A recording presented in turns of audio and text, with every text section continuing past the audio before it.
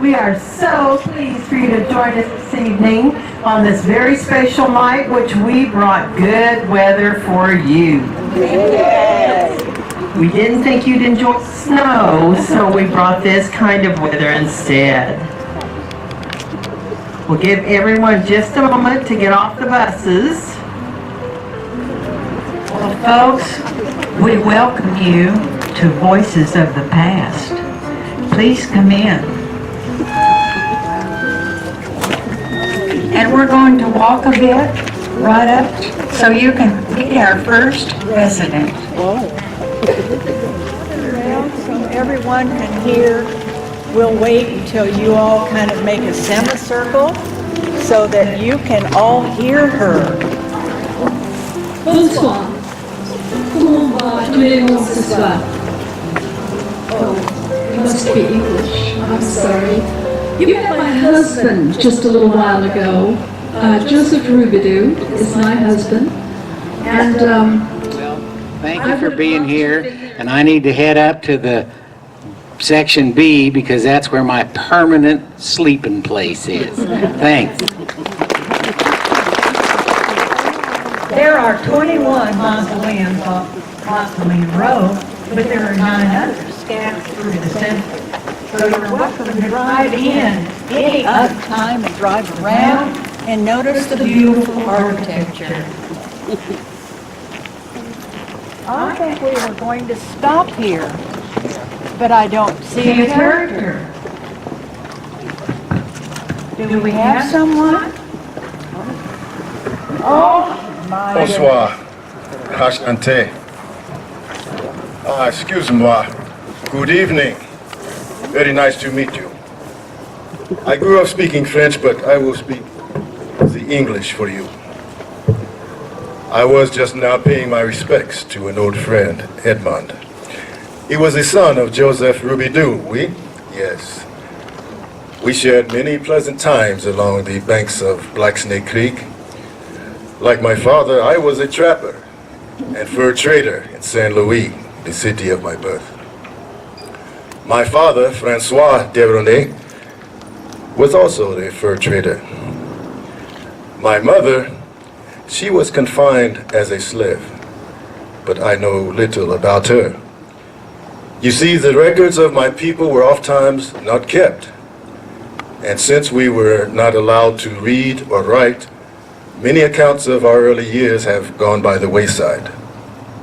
Take my name, Jeffrey Deroine, for instance.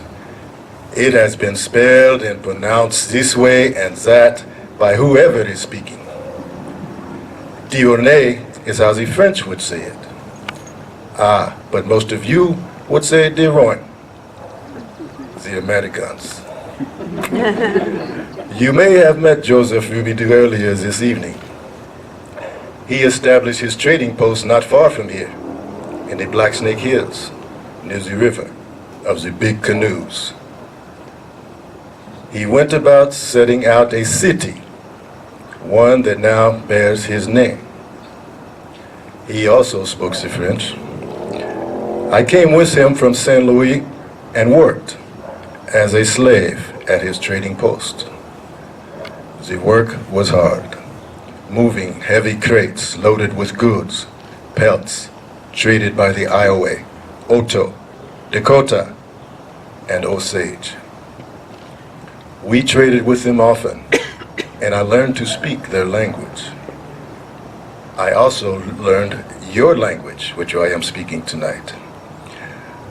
I cannot tell you Robidoux was a kind slave master, if such a thing is even possible. In fact, he was very often unkind, including beatings. Many times I considered running away, but the time and conditions were not right. At that time, Kansas, the land beyond the river, had not been made a free state. And besides, I had decided to follow the legal system established to protect the rights of the people. When I was 16 years old, my grandmother, Rachel Camp, filed a lawsuit on my behalf to show that I was not his slave. I was not of age to file for myself. However, Robidoux had much money and many friends, and he was able to prevail. After many years, my attempt failed. But that was not the end of my story. My time working with the native peoples would provide an unexpected benefit. In my dealings with the tribes, I had come to know an Iowa chief, Francis White Cloud, and his friend Andrew Hughes, a government agent appointed to keep the peace between the Iowas and other nearby tribes. Because I understood the words of the native people, I was hired by the government as a translator. I did my job well, and Agent Hughes, recognizing the value of my service to the government, worked out an arrangement whereby Chief White Cloud provided funds to secure my freedom from Joseph Robidoux to work for the Iowa. I was 26 years old and I was free. One of the agreements I worked on was a treaty that you may have heard of, called the Platte Purchase. In 1836, after enduring the continuing encroachment upon the lands by the waves of settlers, leaders of the Iowa, Sac, and Fox Nation were weary of fighting and bloodshed, and they could see the writing on the wall. And sold their lands and reservations, sold their land for a reservation in the Kansas Territory near White Cloud. The purchase became known as the Platte Purchase, and out of it was created the counties of Holt, Platte, Atchison, Andrew, and Buchanan, where we are today. I was a part of those negotiations, and my X is on that paper. The X because even though I spoke many languages, I was never able to learn to write. During all those years as a translator for the Iowa, I toured many European cities and met a number of famous people, including French monarch, King Louis Philippe and the royal family, British statesman Benjamin Disraeli, author activist George Sand. She was magnifique. And novelist Victor Hugo. One year I traveled in Europe with 14 Iowa and American artist George Catlin, who did paintings and drawings of Native Americans. In fact, the picture of me that has survived was done by Catlin in 1844. If you go to the St. Joseph Museum on Frederick Avenue, you will see a copy in the Black Archives Museum on the second floor. My life has had its share of hard times, yes. But one thing for which I am grateful is the $50 per year for life that I received from the Iowa in the deal negotiated by Chief White Cloud. With those monies, I bought 160-acre farm near Forest City, and I farmed for several years with my wife from the Iowa Nation. Payonote Wiwa Kishethwa, which means in the language of the Red Earth people, reach for the sun. Much later, with the money I had saved, I was able to purchase freedom for a slave woman, and we were married. I moved from the farm, spending the rest of my days here in this city, where I again worked as a trader. When I died, I left to my forebears an estate worth several $1,000s, very unusual for a black man and former slave. And this was in the days before Mr. Lincoln proclaimed freedom for those unjustly oppressed.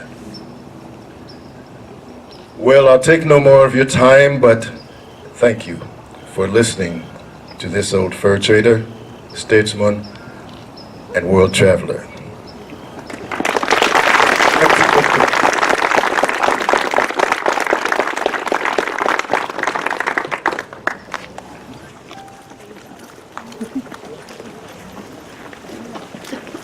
Black Snake Creek, and it was the first time the public coffers were open to do something for the public. So once that was done, we were able to connect Main Street with the Market Square area. And unfortunately, though it was there Out in the country, and it wasn't even land that they owned.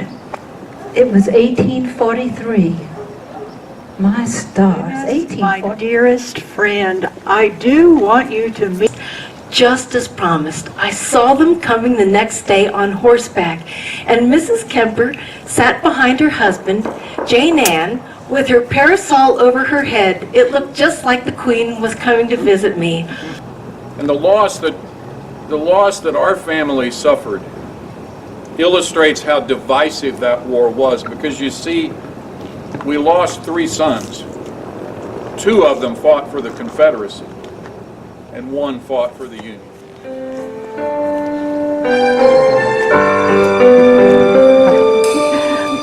The timeless theme, earth and heaven will pass away.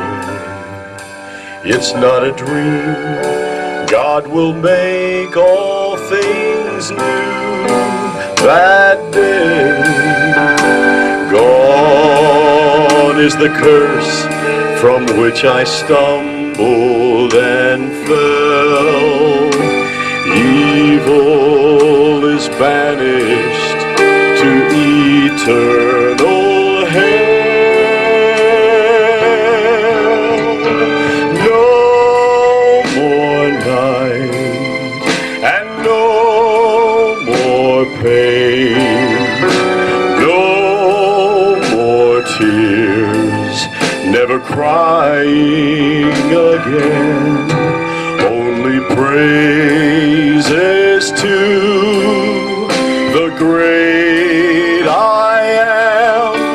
We will live in the light of the risen Lamb.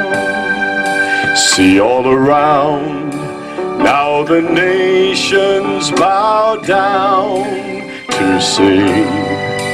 The only sound are the praises to Christ the King. Slowly the names from the book are read, but I know the King, so there's no need to dread. No more night and no more pain. No more tears, never crying again. Only praises to the great I am. We will live in the light of the risen Lamb.